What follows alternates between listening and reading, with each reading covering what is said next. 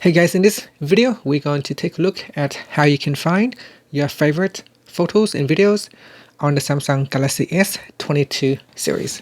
First, tap on the home button to go back to the home screen, and from the home screen open up the gallery app.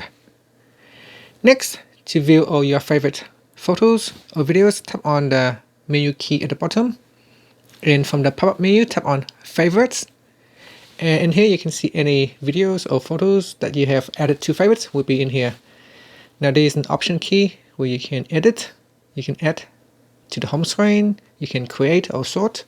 So from favorites photos, you can open it, and then from here you can swipe across to view all your favorite photos and videos.